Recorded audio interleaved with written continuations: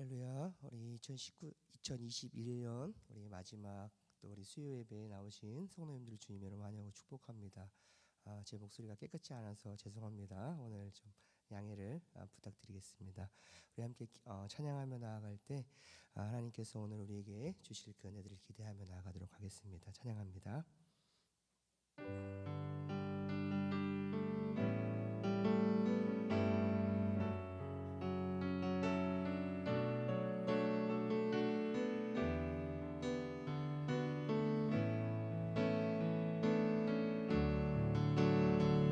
평안을 너에게 주노라.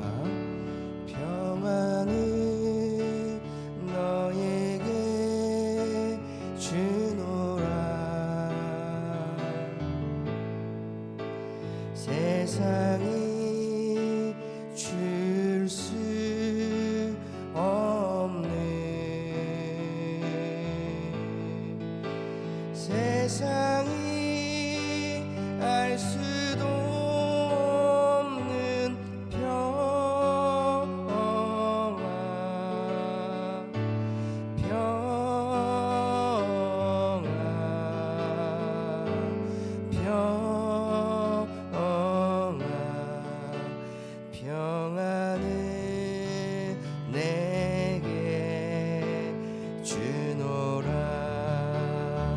사랑을 너에게 주노라. 사랑을 너에게 주노라.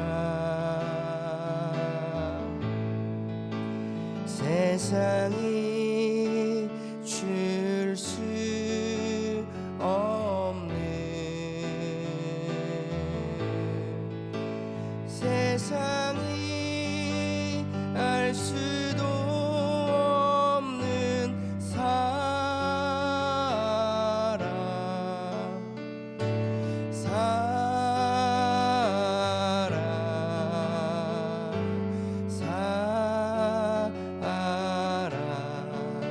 사랑을 내게 주노라. 다시 한번 고백합시다. 사랑을 너에게 주노라. 사랑을 너에게 주노라.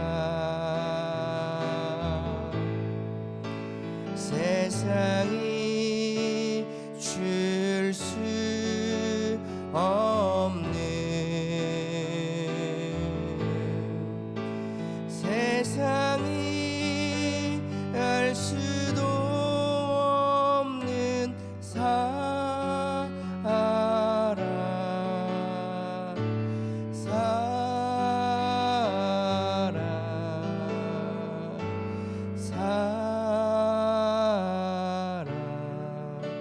사랑을 내게 주노라.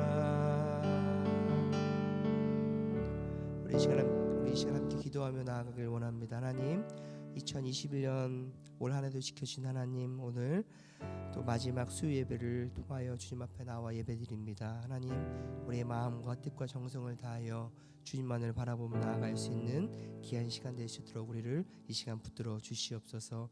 주님만을 바라보며 주님만을 붙들며 주님만을 의지하며 나아갈 수 있는 시간 될 수 있게 해달라고 우리 시간 함께 기도하며 나갑니다. 아버지 하나님 감사합니다. 우리 오늘 한 해도 우리를 지켜주신 하나님 감사합니다. 아버지 하나님 돌아보면 하나님의 은혜의 이온이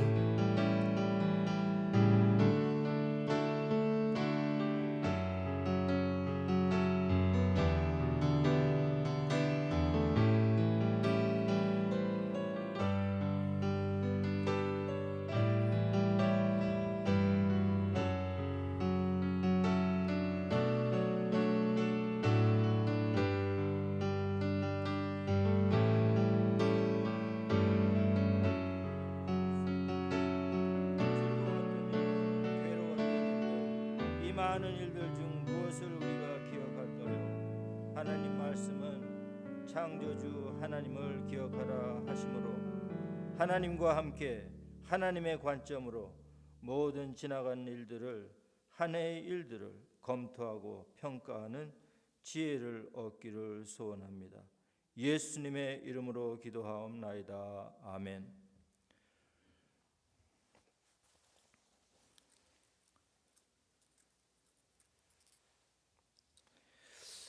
이제 2021년 금년 마지막 수요일을 위한 메시지로 무엇이 좋을까 갑자기 생각을 하게 됐습니다. 급하게 메시지를 준비하던 중에 전도서 12장의 유명한 그 마지막 구절들이 생각이 났습니다. 전도서 전체는 허무한 이야기밖에 없는 걸로 기억하기 쉽지만 사실은 모든 그런 부정적인 표현들에도 불구하고 매우 긍정적인 메시지를 담고 있는 책이다. 이렇게 정리해두면 좋겠습니다. 한마디로 아직 젊었을 때, 아직 생명이 붙어 있을 때에 그런 한은 창조주 여호와 하나님을 기억하라 이것입니다. 대긍정의 메시지입니다. 한번 전도서 책 보시지 마시고 PPT 띄워놓은 것을 함께 합독하시겠습니다. 일의 결국을 다 들었으니 하나님을 경외하고 그의 명령들을 지킬지어다. 이것이 모든 사람의 본분이니라. 하나님은 모든 행위와 모든 은밀한 일을 선악간에 심판하시리라. 아멘. 오늘 특별히 심판하시는 하나님을 소개하는 오바댜서의 말씀을 생각하면서 은혜를 나누었으면 합니다. 오바댜서는 구약에서 가장 짧은 책입니다. 한 장에 전체에 들어있는 구절들이 전부 21개, 21절로 끝납니다. 그러면 어떻게 성경 66권에 이 짧은 책이 끼게 되었는지 이유가 뭘까요? 한번 한마디로 대답하기 어려운 대답이지만은 그 해답을 우리 이 말씀을 상고하는 가운데서 우리 각자에게 성령님께서 해답을 주시기를 기도합니다. 먼저 이 오바댜서는 아시는 분들 다 대부분 아실 것 같은데 아모스와 요나 그 사이에 끼어 있습니다. 맞습니까? 아멘이시죠? 네. 그 아모스서 선지자가 그러면 무슨 말씀을 했나? 이거를 우리가 생각해 볼 필요가 있습니다. 거기에 힌트가 들어 있습니다. 아모스 선지는 그 전체 9장 중에서 여호와 하나님께서 심판하시는 그날, 여호와의 날, 그날에 대한 말씀을 선포할 때 모두 10번을 선포했습니다. 근데 아주 실망스럽게도 부정적인 의미로 선포했습니다. 한마디로 그날 하면서 너무 좋아하지 말라는 겁니다. 하나님이 원수 갚아줄 거로 착각하고 너무 좋아하지 말라는 겁니다. 요즘 구원받아 기독교인이 된 우리들도 새겨들어야 할 말씀입니다. 마치 예수님이 재림하면 다 될 것 같이 재림 실없이 떠들지 말라는 얘기입니다. 그런 경고를 무려 10번씩 되풀이하는 가운데 소망에 대한 메시지는 딱 한 구절 19절에 9장에 딱 한 번 끝에 가서 있습니다. 여러분 안 그래도 멸망 중이던 유대인들 입장에서 듣는다면 해도 너무한 거 아닙니까? 한번 직접 들어보십시다. 아모스서 5장 18절입니다. 화 있을진저 여호와의 날을 사모하는 자여 너희가 어찌하여 여호와의 날을 사모하느냐? 그날은 어둠이요 빛이 아니라 마치 사람이 사자를 피하다가 곰을 만나거나 혹은 집에 들어가서 손을 벽에 대었다가 뱀에게 물림 같도다. 여호와의 날은 빛 없는 어둠이 아니며 빛남 없는 캄캄함이 아니냐. 이런 식으로 10번이나 경고를 날린 겁니다. 그런데 9장 끝부분에 겨우 한 번 이런 말이 나옵니다. 9장 11절입니다.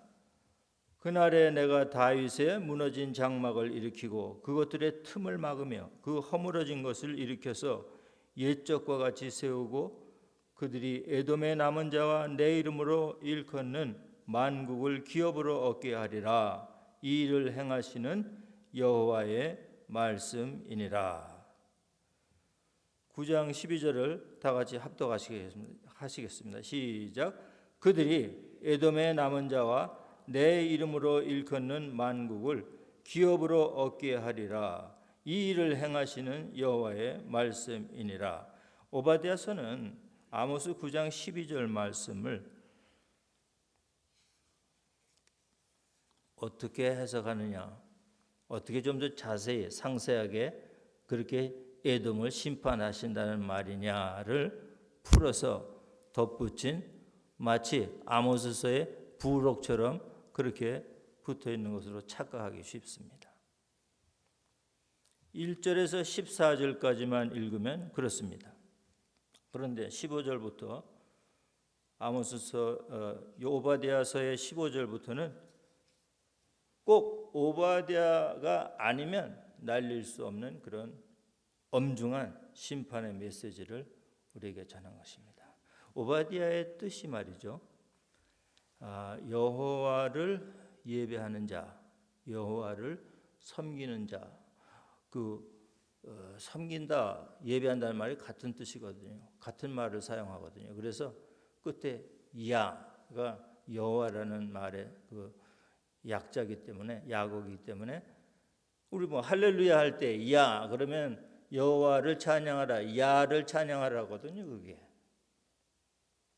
야는 여호와라고 발음을 하기가 할 수 없기 때문에 약칭으로 야 그렇게 표현하는 말입니다. 그래서 오바댜가 하나님을 예배하는 자로서 하나님의 심판을 기다리는 자로서 하나님을 섬기는 자로서 왜 그런 말을 하지 않으면 안 되었는가? 저는 장례식에서 그런 힌트를 많이 얻을 수 있다고 생각합니다. 장례식에는 말이죠, 사람들이 별별 생각이 다 나는 겁니다. 여러분들 장례식에서 이상한 이야기 남들이 하는 거 들으면 섣불리 충고하거나 위로하려고 들지 마세요. 그냥 들어주세요. 그 사람이 무슨 생각으로 그런 이야기를 하는지 여러분들 분석할 필요가 없어요. 그냥 들어주세요. 듣는 귀만 빌려드리면 됩니다. 그것이 가장 장례에 임하는 사람들의 가져야 될 겸허한 태도입니다. 왜? 우리는 누구나 할 것 없이 위로를 필요로 하기 때문에 그렇습니다. 오바댜도 그런 위로가 필요했던 사람이라고 생각합니다. 아주 고전적인 예입니다. 하나님을 이렇게 열심히 섬기고 하나님을 이렇게 열심히 예배하는 내가 결국 얻는 게 뭐냐? 뒤끝이 뭐냐? 내가 잘못 살은 거 아니냐? 나만 손해 아니냐? 이런 생각이 사람을 번민하게 만들고 신앙을 무너뜨리는 갈등을 일으키는 요인이 된다 이겁니다. 이걸 우리가 생각해야 돼요. 21년을 우리가 보내면서 전 개인적인 이유로 이렇게 회색으로 검정 옷을 입고 나왔습니다만은 어떤 의미에서 21년을 장례 보내는 장례 예배로서 내가 서 있지 않는가 착각해 봅니다. 왜? 한 번 지나간 시간은 되돌이킬 수가 없고 거기에서 일어났던 모든 일들과 그 기억과 함께 땅에 묻힐 것이기 때문에 그렇습니다. 거기에는 그 상실의 아픔이라는 것이 있는 것입니다. 꼭 손해를 봐야 상실이라고 느끼는 건 아닙니다. 인간이. 내가 미워하던 상대가 없어져도 그것도 어떤 의미에서 상실로 다가올 수 있습니다. 그래서 오바댜의 이 갈등, 내가 이렇게 열심히 섬기는 여호와 하나님은 어떻게 나를 심판할 것이며 내가 보기도 싫은 저 에돔, 눈에 가시 같은 에돔, 저 인간들을 어떻게 심판할 것인가 고민하다가 얻은 대답은 만국을 심판하시는 여호와의 날이 이르시리라 하는 그 계시를 받은 것입니다. 만국을 심판한다. 여기에는 내가 싫어하는 대적들뿐만 아니라 나 자신 이스라엘도 같이 껴 있는 겁니다. 만국이니까. 하나님의 심판을 면할 사람이 어디 있습니까? 한 번 죽는 것은 사람에게 정해진 일이요 그 이후에는 심판이 있으리라. 엄중하게 경고하지 않습니까? 하나님 말씀이. 예외가 없습니다. 하나님의 집에도 예외가 없습니다. 믿는 자에게나 안 믿는 자에게나 모든 살아있는 것들은 심판받을 날이 옵니다. 예수 안에 있는 자는 생명의 부활로, 예수를 모르고 불신 가운데 죽은 자들은 완전한 영벌의 심판의 부활로 나오는 것입니다. 그때 이 착잡한 생각이 안 들겠습니까? 아무리 신앙생활을 열심히 한 사람도 한 번은 죽기 전에 한 번은 갈등하기 마련입니다. 흔들립니다. 제일 많이 제가 들은 말이 그렇습니다. 예수 열심히 믿어봐도 손해인 것 같아요. 나만 손해인 것 같아요. 그런 소리를 장례식에서 많이 들었어요. 제가. 저는 장례식 같은 그런 경우를 한두 번이 아니라 100번도 넘게 경험한 사람입니다. 그렇기 때문에 그것이 공통된 인간의 갈등 요인이라는 걸 잘 알고 있습니다. 오늘 이 시간이 그런 갈등을 한 방에 날려버리고 완전히 치유를 받는 그런 시간이 될 수 있기를 주 예수 그리스도 이름으로 축원합니다.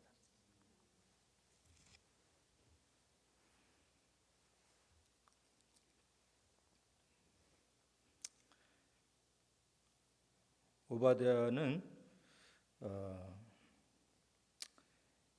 이 짧은 서신에서 이스라엘과 에돔의 관계가 썩 좋지 않았다는 메시지를 10절에서 14절까지 잘 표현해 주었습니다. 그런데 15절에서 21절을 보면은 종말에 있을 모든 민족의 심판, 이것을 유대인들에게 우리도 이 말씀의 심판을 받아 참 두렵고 떨림으로 구원을 이루어야 하지 않겠는가 하는 뜻으로 이 서신을 기록했던 것입니다. 그러면 이 오바댜서에서 우리가 첫 번째로 기억해야 될 교훈이 뭘까요? 첫째는 교만하지 말라는 겁니다. 첫 번째 그 핵심 구절이 오바댜 4절에 있습니다. 다 같이 합독하시겠습니다. 네가 독수리처럼 높이 오르며 별 사이에 깃들일지라도 내가 거기에서 너를 끌어내리리라. 여호와의 말씀이니라. 여기서 너는 에돔을 말하고 있지만 사실은 이스라엘이나 믿는 자나 불신자나 모두가 듣고 새길 말씀입니다. 금년에 잘된 일이 있으면 창조주 하나님을 먼저 기억하십시다. 또 내가 기도 많이 해서 응답받았다고 생각이 들었다면 누군가 널 위해 기도하네라는 찬송가, 복음성가를 생각하면서 누군지 모를 그 많은 사람들이 누굴까 하나하나 짚어보며 생각하며 감사하는 그런 것이 더 좋지 않겠습니까? 이런 것을 말하는 것입니다. 에돔이 얼마나 교만했는가, 이렇게 유명한 성경에 자주 나오는 등장인물이 되었는가, 우리가 지리 공부를 잠깐 해볼 필요가 있습니다. 하늘에서 이스라엘에 있는 팔레스타인 땅을 내려다보면은 지중해가 이제 이렇게, 저는 왼쪽이지만 여러분들한테는 오른쪽이 되겠죠. 지중해가 있는 서쪽이 그 지중해를 따라서 이렇게 남북으로 쭉 뻗은 길이 있습니다. 그것을 해변길이라고 그러는데 The Way of the Sea, 라틴어로는 Via Maris라고 부르는 그런 해변길입니다. 그리고 중간에 또 남북으로 관통하는 수로가 있습니다. 요단강입니다. 여러분들 다 잘 아시죠? 세 번째는 오른쪽, 여러분들한테는 왼쪽이죠. 오른쪽 이 동쪽 끝에 동쪽으로 쭉 남북으로 뻗은 길이 있습니다. 왕의 대로라고 그래서 King's Highway라는 그 길입니다. 옛날부터 있는 길입니다. 그것이 출발하는 지점이 바로 홍해 만이고 거기에 에돔이 있었습니다. 그리고 그 에돔 위로 북쪽으로 그 왕의 대로를 따라서 올라가면 처음에 모압이 나오고 그 다음에 암몬이 나오고 그 다음에 쭉 더 올라가면 시리아 다마스커스 다메섹이 나오는데 거기에서 서쪽에서 올라오던 비아마리스하고 이 길이 교차하는 그런 아주 중요한 아주 옛날부터 아주 만대로 옛날부터 선사시대부터 있는 그런 대로입니다. 그렇게 아주 중요한 지역적인 그 뭐든지 로케이션이라고 그러지 않습니까? 그런 아주 절대적인 지정학적인 유리점을 유리한 고지를 점령하고 있던 민족이 에돔입니다.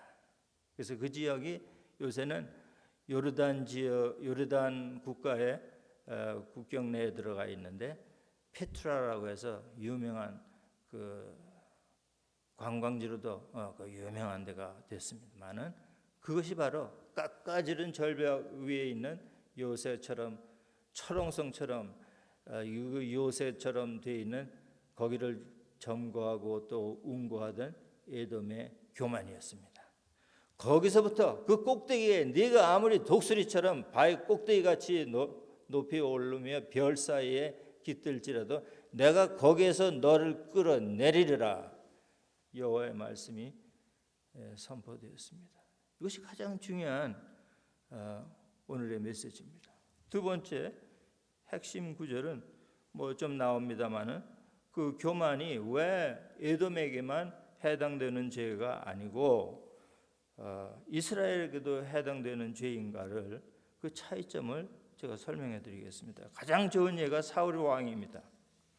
사울 왕은 한때 엄청 잘 나가는 왕이 되었다는 것을 사무엘상 14장이 설명해 주고 있습니다. 14장 47절에 보면은 사울이 이스라엘 왕위에 오른 후에 사방에 있는 모든 대적 곧 모압과 암몬 자손과 에돔, 지금 방금 설명한 그 모압, 암몬, 에돔 일직선상에 있는 그 나라들 다 소바의 왕들과 블레셋 사람들을 쳤는데 향하는 곳마다 이겼고 용감하게 아말렉 사람들을 치고 이스라엘을 그 약탈하는 자들의 손에서 건졌더라 그랬습니다. 사울 왕의 입장에서 보면은 이스라엘을 통일하고 동쪽에 있는 적, 남쪽에 있는 적, 서쪽에 있는 적 다 평정했다 이런 얘기입니다. 그래서 사울이 어떻게 됐어요? 교만해졌어요. 엄청 교만해졌어요. 그래서 자기를 왕으로 만들어준 사무엘 말도 개똥으로 알고 잘 안 지켰어요. 그래가지고 미움을 받아서 여호와께서 사울을 버린다는 얘기가 사무엘상 15장에 바로 그 다음 장에 나옵니다. 이유가 뭐예요? 교만과 불복종입니다. 그 표시로 사무엘이 기도만 한 게 아니라 어린 다윗을 찾아서 목동 다윗을 찾아서 8형제 중에 맨 막내인 목동 다윗을 찾아서 그 위에 기름을 붓습니다. 사울을 기름 부어서 왕을 만들듯이 미래의 왕으로 다윗 목동 소년에게 기름을 부었던 것입니다. 그때부터 사울의 패망이 시작됐습니다. 교만은 패망의 선봉이라 하는 잠언 말씀이 불행하게도 사울 왕에게 임했던 것입니다. 그런데 그것은 에돔처럼 제 놈이 교만하든 말든 잘 먹고 잘 살도록 내버려두는 그런 멸망의 족속하고는 질이 다른 하나님의 징계였습니다. 뼈 아프지만 징계였습니다. 다루시는 손길이었습니다. 그래서 사울의 번민이 시작됩니다. 어느 날 그 다윗을 출세를 시켜줬더니 나가서 전쟁을 했는데 승리를 해가지고 아무 생각 없는 아녀자들이 사울은 천천히요, 다윗은 만만히로다 막 노래를 부르고 찬양하라는 소리가 귀에 들려오는 순간 아주 머리가 확 돌아버렸어요. 그때부터 사울이 생각한 건 뭡니까? 내가 다윗보다 열등감이에요. 너 교만하지 않느냐 그러면 사람들은 잘 동의할 수가 없습니다. 내가 그래도 얼마나 겸손한 사람인데, 내가 교만하게 말한 적도 없고 그렇게 행동한 적도 없는데 내가 뭐 교만하다고 그래? 아무도 동의하지 않습니다. 그러나 열등감 없는 사람이 있습니까? 여러분? 어느 날까지 잘 살던 사람이 갑자기 상대적인 빈곤감을 느낀다나요? 그러면 그건 뭡니까? 열등감이죠. 교만이에요. 그 사울이 말이죠. 그 당당한 사울이, 늠름한 사울이 말이죠. 키도 제일 크고 그런 사울이 갑자기 난쟁이가 돼버렸어요. 키도 조그만 다윗 앞에서 키 큰 사울이 난쟁이같이 느껴졌어요. 열등감이에요. 그 다음에 시기 질투가 일어나는 거예요.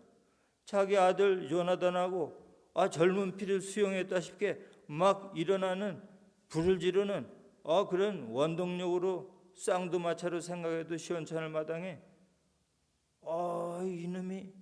이놈 봐라, 내 자리를 넘보는 거 아니겠느냐, 불안해지기 시작했어요. 요나단을 위해서 시기 질투가 났어요. 저놈을, 내 아들을 왕을 꼭 만들어야 되겠네 말이지. 저 다윗이 경쟁자로 나타나가지고 그게 위험한 내 계획이 수포로 돌아가는 게 아니겠느냐. 시기 질투에 사로잡혔습니다.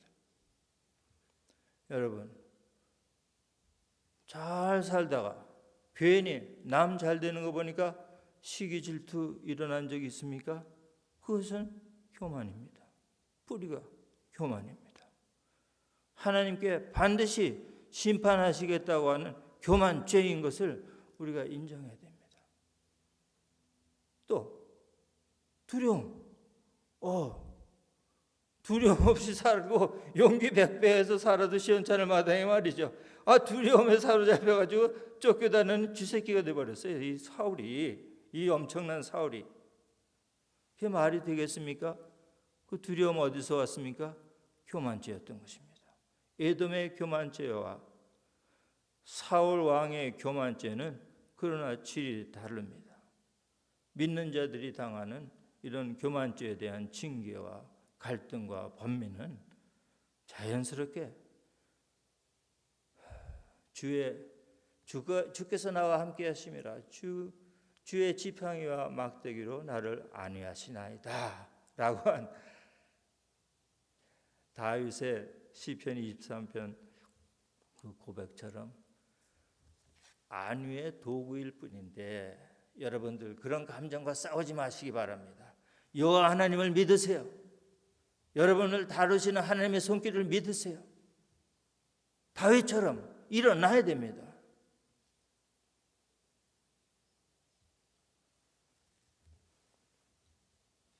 그렇게 할 때 우리는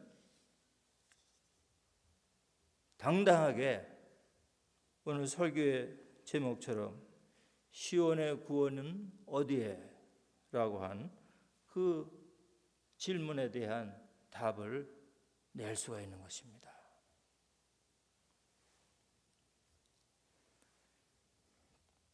이스라엘에게 가장 어려운 대적이 먼 데서 쳐들어오는 아수르나 바빌로니아 같은 애굽 같은 멀리 있는 적들이 아니었습니다. 강적들이 아니었습니다. 오히려 바로 옆에 있는 지척에 있는 이웃 사촌 에돔 같은 나쁜 이웃들이었습니다. 이처럼 나쁜 이웃들, 심지어 원수 같은 집안 식구들, 일가 친척들 때문에 힘들어하는 관계를 여러분 잘 이해하실 줄 믿습니다. 누구나의 평균적인 경험이기 때문에 그렇습니다. 그러나 그것은 여러분들이 느끼고 경험했던 것은 약과에 불과합니다. 사도 바울의 경험에 비교한다면 말이죠. 동족 유대인들에게서 사도 바울처럼 몸으로 부대낀 사도도 한 명도 또 없습니다. 그런 그가 갈라디아서에서 율법과 노예의 상징인 시내산과 은혜와 자유의 상징인 시온산을 대비시켰습니다. 노예자 하갈의 자식 이스마엘의 자손과 더 나아가서 에돔의 자손,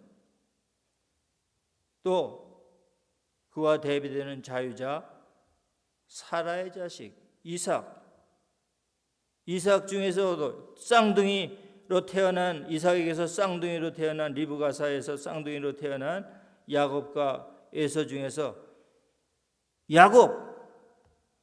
에서는 노예의 자식으로 전락하고 말았습니다. 도망가 버리고 말았어요. 그래서 자유자 이삭의 자손 야곱의 자손 즉 이스라엘과 에돔은 공존할 수 없는 관계라는 거예요. 노예는 노예끼리 통하고 연합합니다. 에서가 누구와 결혼했겠습니까? 이스마엘의 딸하고 결혼했습니다. 자유케 하시는 그리스도를 믿는 믿음으로 은혜를 통해 모처럼 누리게 된 이 자유를 율법에 매여 종살이로 되돌아가겠느냐? 그 자유를 애써 얻은 간신히 얻은 자유를 박탈당하겠느냐? 하고 도전하는 책이 갈라디아서입니다. 따라서 오바댜서의 이 메시지는 바울 신학의 갈라디아서 신학의 고향입니다. 오바댜서처럼 확실하게 종말에 있을 최후의 심판과 구원에 대해서 가장 확실한 위로의 답을 주는 말씀이 또 없습니다. 우리들이 바라보는 시온산이야말로 장차 에돔처럼 하나님과 교회를 대적하는 무리들을 하나하나 심판하는 불로 심판하는 자리가 된다고 하나님이 이 책에서 약속하시기 때문입니다. 에스겔 선지자도 35장에서 이미 에돔 사람들의 파멸을 예고했습니다. 이스라엘 족속의 기업이 황폐함으로 내가 즐거워한 것 같이 너 에돔 네가 에돔 너를 내가 황폐하게 하리라. 세일산이 너와 에돔 온 땅이 황폐하리니 세일산아 제가 잘못 읽었습니다. 세일산아 너와 에돔 온 땅이 황폐하리니 내가 여호와인 줄을 우리가 알리라 하셨다 하라. 에스겔 35장 15절입니다.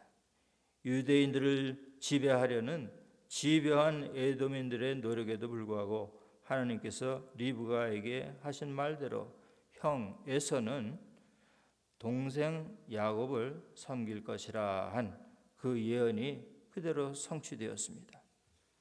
우리 믿는 자 개개인의 신앙생활에 적용하여 본다면 육신을 기쁘게 하는 일은 형 에서의 몫입니다. 노예의 길입니다. 영혼을 기쁘게 하는 일은 동생 야곱의 몫입니다. 자유자의 길입니다. 따라서 먼저 난 형 육신이 나중난 동생 거듭난 영혼을 섬겨야 합니다. 육신의 생일보다 영혼의 거듭난 생일은 항상 뒤따라올 수밖에 없습니다. 따라서 형 육신이 동생 영혼을 섬기면 자유롭게 사는 길입니다. 2021년 1년 동안 우리 각자 내 안에서 우리가 각자가 생각할 때 내 안에서 육신의 소욕을 성령의 소욕에게 쳐서 복종시킴으로 영적인 승리를 얼마나 거두었는지 결산해 보시기 바랍니다. 육신의 소욕을 따라서 산 결과는 최후의 심판날에 오바디아의 경고대로 불심판을 받을 수밖에 없습니다. 교회는 너의 길에서 떠나지 못해 자유를 누리지 못하는 사람들이 의외로 많습니다. 2021년 마지막까지 우리가 무엇을 생각할까요? 그리스도와 함께 이 문제를 해결합시다. 치료받읍시다. 결론 지읍시다. 교만에서 자유롭지 못합니까?